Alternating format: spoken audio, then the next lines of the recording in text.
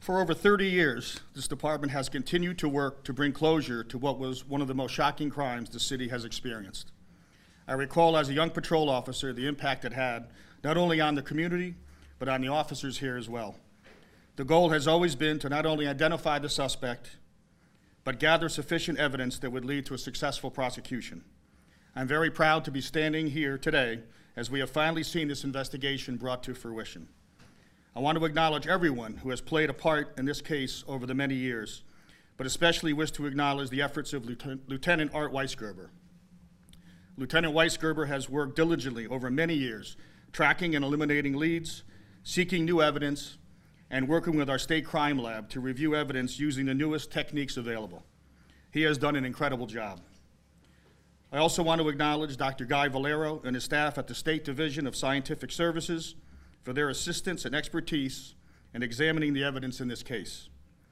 We would also like to thank State's Attorney Richard Colangelo for his dedication and guidance, and the Maine State Police Major Crime Squad and the Penobscot County District Attorney's Office in Maine for all their assistance.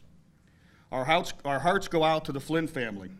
We can only imagine what they have had to and continue to endure over these many years. We are extremely happy we're able to bring some sense of closure for them. This is the fourth cold case homicide our investigators have closed with an arrest in the past 2 years. It shows that although cases may be cold, they are never closed.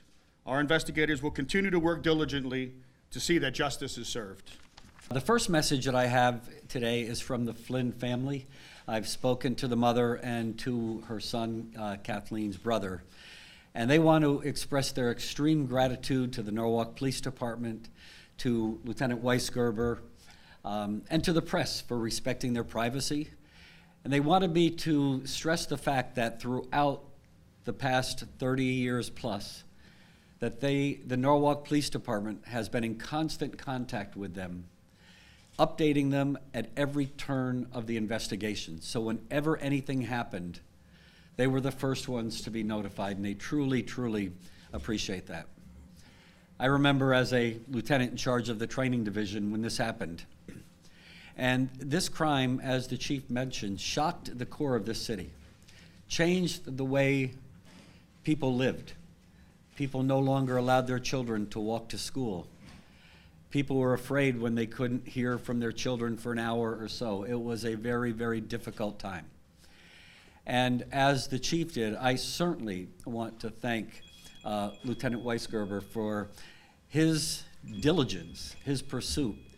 When I first got promoted to chief in 1995, one of the things that we started doing, I wanted to have a weekly meeting, an update on this particular homicide, and we discussed other cold cases.